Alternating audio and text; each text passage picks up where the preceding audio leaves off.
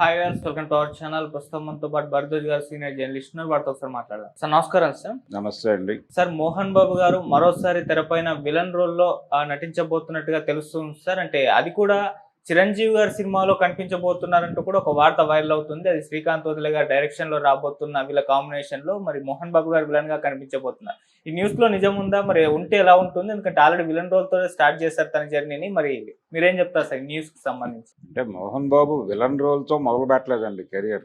ఆయన హీరోగానే ఎంట్రీ ఇచ్చాడు. కాకపోతే నెగిటివ్ షేడ్స్ ఉన్నటువంటి క్యారెక్టర్ అది. నెగిటివ్ షేడ్స్ నుంచి పాజిటివ్గా మారే క్యారెక్టర్లో చేశాడు మోహన్ బాబు స్వర్గం నరకం సినిమాలో. స్వర్గం నరకం కంటే ముందు అంటే ఆయన ఫుల్ లెంగ్త్ రోల్ చేసింది స్వర్గం నరకం, కానీ అంతకుముందు 3-4 సినిమాల్లో ఆయన దర్శనం ఇచ్చాడు. అల్లూరి సీతారామరాజు సినిమాలో కూడా కనిపిస్తాడు మోహన్ బాబు. అంటే విజయ నిర్మల గారిని పెళ్లి చేసుకోబోయే పెళ్లి కుమారుడిగా కనిపిస్తాడు, కానీ ఆ పెళ్లి జరగదు. ఆవిడ చనిపోతుంది గంపలో ఉండగానే. అలా ఆశ్చర్యంగా లేచి నిలబడేటువంటి క్యారెక్టర్లో కనిపిస్తాడు మోహన్ బాబు. అలాగే కన్నవారి కలలు అని శోభన్ బాబు గారి సినిమా ఒకటి ఉంది. దాంట్లో ఎయిర్పోర్ట్లోంచి బయటకు వస్తున్న శోభన్ బాబుతో పాటు పక్కన కొలీగ్, 2-3 కొలీగ్స్ ఉంటారు వెనకాల. అందులో ఒక క్యారెక్టర్లో మోహన్ బాబు కనిపిస్తాడు. అలా అంటే అప్పుడు డైరెక్షన్ డిపార్ట్మెంట్లో ఉండేవాడు ఆయన. అడపాదడపా పాత్రలు వేసేవాడు. ఆ విధంగా కనిపిస్తాడు. ఆ తర్వాత ఆయన పూర్తి స్థాయిలో అంటే స్వర్గ నరకం సినిమాలో నిజానికి ఆ క్యారెక్టర్కి వేరే నటుడు అనుకున్నాడు దాసరి గారు. అనుకున్నాడు, కమిట్ అయిపోయింది. అయినప్పటికీ చివరి ఆశ అంటే జనరల్గా మనకి దింపుడు కళ్ళెం ఆశ అంటారు. అలా ఆయన విజయవాడ వెళ్ళాల్సిన బస్సులో ఆయన రాలేదు. అయినప్పటికీ విజయవాడ వచ్చేసాడు. వచ్చేసి ఎదురు చూస్తున్నాడు. ఆ నటుడు రాకపోతే తనకి అవకాశం రావచ్చు కదా అనేటువంటి ఒక హోప్తో. అనుకున్నట్టుగానే అతను సెట్ అవ్వలేదు. దాసరి గారు అనుకున్నటువంటి నటుడు వెంటనే ఈయన్ని పిలిచి ఈయనకి ఆ క్యారెక్టర్ ఇచ్చారు. ఆ సినిమాలో నిజానికి మోహన్ బాబు కంటే కూడా ఈశ్వర్రావుకు పేరు ఎక్కువ వచ్చింది. ఈశ్వర్రావు సెటిల్ అవుతాడు, మోహన్ బాబు ఇంటికి వెళ్ళిపోతాడు అన్నట్టుగా జనాలు మాట్లాడుకున్నారు. కానీ విచిత్రంగా భలే దొంగలు అనే సినిమా, కేఎస్ఆర్ దాస్ గారు డైరెక్ట్ చేసినటువంటి భలే దొంగలు సినిమాలో ఈయనకి మంచి క్యారెక్టర్ పడింది. నిజానికి స్వర్గం నరకం అనేది మొదటి సినిమాయే, కానీ మోహన్ బాబుని ప్రపంచానికి ఎలివేట్ చేసి చూపించిన ఘనత డెఫినెట్గా దాస్ గారికే దక్కుతుంది. అంటే దాస్ గారి దగ్గర కూడా డైరెక్షన్ డిపార్ట్మెంట్లో పనిచేశాడు అతను. అందుకని ఆ క్యారెక్టర్ మోహన్ బాబు అయితే బాగానే ఉంటుందని తీసుకున్నాడు ఆయన. ఈ భక్తవత్సలం నాయుడిని మోహన్ బాబుగా మార్చింది దాసరి గారు అయితే, ఆ మోహన్ బాబుని ప్రపంచానికి కనెక్ట్ చేసిన వాడు కేఎస్ఆర్ దాస్ గారు. ఆ సినిమాలో ఒక ఊతపదం కూడా పెట్టాడు అండి, షక్కర్మే రక్కర్ ఇలాంటి ఊతపదం ఒకటి పెట్టి మొత్తానికి అతను జనం దృష్టిలో పడేలాగా చేశాడు ఆయన. అందులో కూడా నెగిటివ్ షేడ్స్ ఉన్నటువంటి పాజిటివ్ క్యారెక్టరే భలే దొంగల్లో కూడా. ఆ తర్వాత అదే దాస్ గారు దొంగలకు దొంగ సినిమాలో కృష్ణ గారి తమ్ముడు క్యారెక్టర్లో తీసుకున్నాడు. అది కూడా మంచి క్యారెక్టర్. ఆ తర్వాత రాఘవేంద్రరావు గారు 16 ఏళ్ల వయసు ఈ సినిమాల్లో మంచి క్యారెక్టర్స్ ఇస్తూ ఎంకరేజ్ చేశాడు ఆయన. అలా నెమ్మదిగా ఎదుగుతూ ఉన్నటువంటి క్రమంలో విలన్ గాను, కామెడీ విలన్ గాను, అంటే మోహన్ బాబు మెయిన్ విలన్గా చేయటం కంటే కూడా విలన్ కుమారుడిగా, అంటే రావు గోపాలరావు గారు మెయిన్ విలన్ చేస్తే ఆ పక్కన ఆయన కుమారుడిగా పిల్ల విలన్గా కనిపించేవాడు ఆయన. ఆ సందర్భంగా కొంత కామెడీ జనరేట్ అయ్యేది. కామెడీ ప్లస్ విలని రెండు కలిపి నడపడం ద్వారా ఒక ప్రత్యేకమైన ఇమేజ్ సంపాదించుకున్నాడు ఆయన. తర్వాత తెలుగులో మొట్టమొదటిసారి పొయిటిక్ విలని చేసినవాడు మోహన్ బాబు. పొయిటిక్ విలని అంటే గోరంత దీపం అనే సినిమాలో ఆయన విలన్ క్యారెక్టరే, కానీ ఆ క్యారెక్టర్లో చాలా కళాత్మక హృదయం ఉంటుంది. అలాగే అతను పొయిటరీని విపరీతంగా ప్రేమించేటువంటి ఒక డాక్టర్ రోల్లో కనిపిస్తాడు, కానీ అతనిలో కూడా దుర్మార్గ భావనలు ఉంటాయి. అవి ఒక అమ్మాయి జీవితాన్ని నాశనం చేయటానికి లీడ్ చేస్తాయి అనేది ఆ కథ. ఆ క్యారెక్టర్లో ఆ పొయిటిక్ విలనీని చాలా బాగా ప్రదర్శించాడు ఆయన పిబి శ్రీనివాస్ గారి సహకారంతో. అంటే ఆ పొయిటరీ వచ్చినప్పుడు శ్రీనివాస్ గారు గాత్రధారం చేశారు. ఆ విధంగా పొయిటిక్ విలని అనేది తెలుగు సినిమాలో ఆ తర్వాత లేదు, అంతకు ముందు లేదు. అలా మోహన్ బాబుకి కొన్ని ప్రత్యేకతలు ఉన్నాయి విలన్గా. ఇలాంటి మోహన్ బాబు హీరోగా అంటే 'ప్రతిజ్ఞ' సినిమాతో తన్ని తాను హీరోగా మలుచుకున్నాడు. అంతకుముందు దాసరి గారు 'కేటుగాడు' అనే సినిమాలో ఆయన్ని పూర్తి స్థాయి హీరోగా మార్చాడు. మార్చిన తర్వాత ఈయన 'ప్రతిజ్ఞ' సినిమాతో తన బ్యానర్ ప్రారంభించి, ఆ బ్యానర్‌లో తను హీరోగా మొదలుపెట్టిన తర్వాత, అక్కడి నుంచి విలన్ క్యారెక్టర్‌లు చేయను అని చెప్పాడు. చెప్పి అలా వరుసగా సినిమాలు తీస్తున్న టైంలో ఫెయిల్యూర్స్ వచ్చినాయి. ఈ ఫెయిల్యూర్స్ వచ్చిన సందర్భంగా ప్రొడ్యూసర్‌గా ఆపాడాయన. ఆపి నేను మళ్ళీ విలన్ వేషాలు వేద్దాం అనుకుంటున్నాను అని చెప్పి ఒక ప్రకటన చేశాడు. చెయ్యగానే మళ్ళీ పెద్ద ఆఫర్‌లొచ్చినాయి. 'మంచు దొంగ' సినిమాలో చిరంజీవితో విలన్ ఆయనే. ఆ తర్వాత 'దొంగరాముడు' అనే సినిమా బాలకృష్ణది. రాఘవేంద్రరావు గారి డైరెక్షన్‌లో చలసాని గోపి గారి సినిమా అది. దానిలో విలన్‌గా మోహన్ బాబుకి మంచి పేరొచ్చింది. నిజానికి ఆ సినిమాలో బాలకృష్ణ వీళ్ళందరికంటే కూడా మోహన్ బాబుకే పేరొచ్చింది. మోహన్ బాబు చేయటం వల్లనే ఆ సినిమాకి కొంత నిండుదనం వచ్చింది అన్న పద్ధతిలో బయట టాక్ నడిచింది. ఆ తర్వాత చిరంజీవితో వరుసగా సినిమాలు చేశాడు ఆయన విలన్‌గా. చేస్తూ నడుస్తున్నటువంటి టైంలో 'మోహన్ లాల్' సినిమా ఒకటి, మలయాళం సినిమా ఒకటి రీమేక్ రైట్స్ కొన్నాడు. కొని దాన్ని తెలుగులో తీయాలనుకున్నప్పుడు 'నందమూరి బాలకృష్ణతో అయితే అలా ఉంటుంది' అని అనుకున్నాడు తను. ఓకే.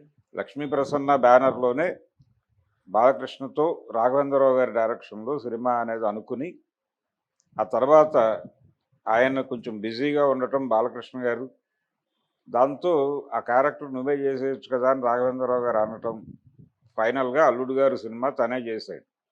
ఆ సినిమా మీద ఆయనకి చాలా డౌట్స్ ఉన్నాయి. అది ఆడకపోతే ఇంక జీవితంలో హీరో చేయకూడదు అనేటువంటి ఒక నిర్ణయంతో చేసిన సినిమా అది. లక్కీగా ఆ సినిమా ఆడియన్స్‌కి కనెక్ట్ అయ్యి అది హిట్ అయింది. హిట్ అయిన తర్వాత ఇమ్మీడియేట్‌గా 'అసెంబ్లీ రౌడీ' ఇవి పడిపోవడంతో మళ్ళీ ఆయన హీరోగా స్థిరపడ్డాడు. ఇంక మళ్ళీ విలన్ వైపు చూడలేదు. అలా ఆయన కెరియర్‌లో హీరోగా మొదలై, విలన్ అయి, మళ్ళీ హీరో అయి, మళ్ళీ విలన్ అయి, ఇలా నడుస్తూ వచ్చింది. హ్మ్.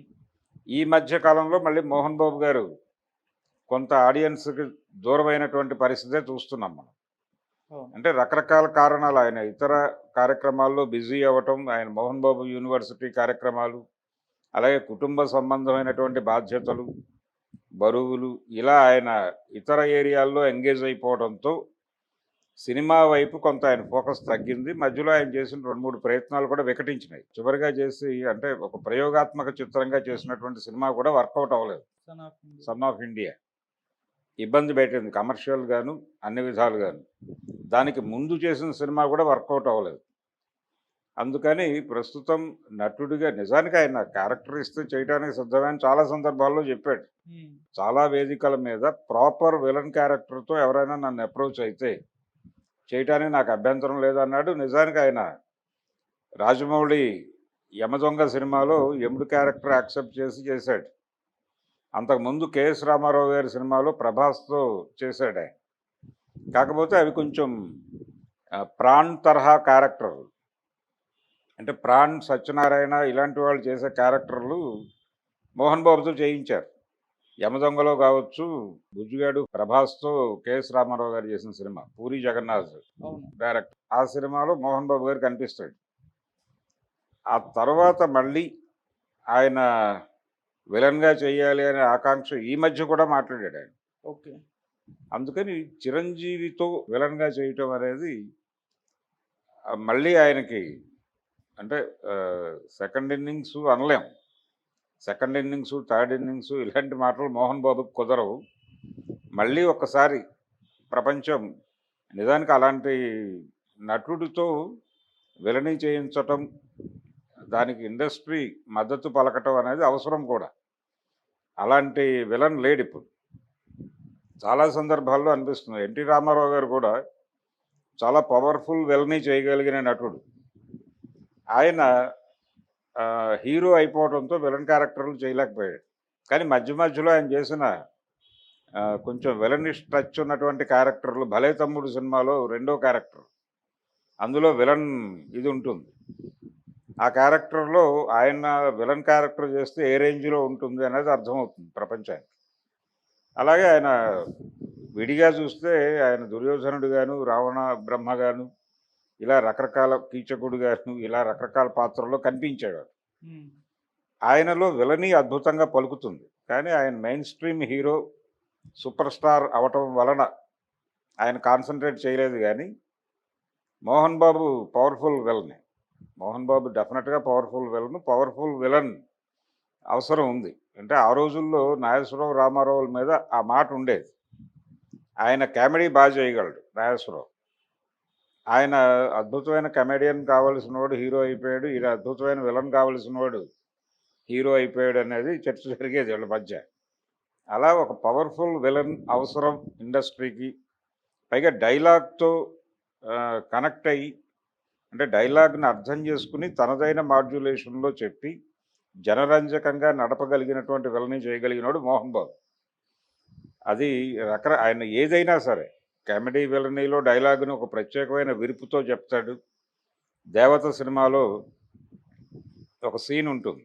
ఆయన అంటే ఆస్తి పంపకాలకు సంబంధించి రావుగోపాలరావు దగ్గర పంచాయతీ పెడుతుంది వీళ్ళ నాయనమ్మ ఉమ్, నిర్మల గారు. పెట్టినప్పుడు ఆస్తి, పాస్తి, ఆస్తి నాకిచ్చేసి పాస్తి బామ్మకిచ్చేయి ఇలాంటి ఒక డైలాగ్ ఉంటుంది. దానికి ముందు ఇతని గురించి ఊళ్ళో వాళ్ళందరూ కంప్లైంట్లు చెప్తారు రావుగోపాలరావు. చెప్పిన ప్రతిసారి కెమెరా ముందుకు అలా సడన్‌గా వచ్చి, ఆ దుర్మార్గుడిని నేనే, ఆ కేటుగాడిని నేనే అని చెప్తూ ఉంటాడు. ఉమ్, ఇలాంటివి ఆయన బాగా అలరించగలడు. అంటే ఆ క్యారెక్టర్‌లో డైరెక్టర్ ఏం కోరుకుంటున్నాడో, ఆ క్యారెక్టర్ నుంచి ప్రపంచానికి ఏం చెప్పాలనుకుంటున్నాడు అనేది పట్టుకుని, ప్రాపర్‌గా డెలివరీ చేయగలిగినటువంటి నటుడాయన.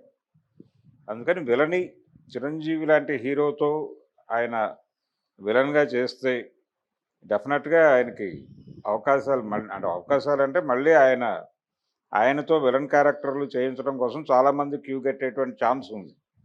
మోహన్ బాబు గారు మళ్ళీ నటుడిగా బిజీ అయిపోతాడు. డెఫినెట్‌గా ఇది జరిగితే అంటే ఇప్పటివరకు అధికారిక సమాచారం ఏం లేదు. ఉమ్. స్పెక్యులేషను బయటకు ఒక రూమర్ లాగా వచ్చిందది. ఆ సినిమాకి నాని ప్రొడ్యూసర్. కాబట్టి అధికారిక వార్త అయితే మనం ఆనందపడాల్సిన సందర్భమే ఇది. ఉమ్. నటుడిగా మోహన్ బాబు బిజీ అవ్వటం అవసరం. అలాంటి డిక్షన్ ఉన్నటువంటి నటుడు ఇంకొకళ్ళు కనిపించరు ఆ తర్వాత. అంటే ఆ జనరేషన్‌లో అందరూ డైలాగ్ మీద పట్టున్నటువంటి విలన్లు ఉండేవాళ్ళు. మోహన్ బాబు గారికి అభిమాన నటుడు నాగభూషణం. నాగభూషణం గారి విలనీని, ఆయన డైలాగ్ విరుపుని ఈయన అభిమానించేవాడు. దాన్ని తను అడాప్ట్ చేసుకున్నాడు. ఆ అడాప్షన్ కనిపిస్తుంది. అలాగే ఆయన 'భలే దొంగలు' సినిమాలో నాగభూషణంతో కలిసి నటించే క్యారెక్టర్ దొరికింది ఆయనకి. అది చాలా ఆనందకరమైన విషయంగా చాలా సందర్భాల్లో చెప్పుకున్నాడాయన. ఆ స్థాయి విలన్ మళ్ళీ ఒకసారి తెలుగు తెర మీద కనిపిస్తే మంచిదే. Thank you so much. Thank you.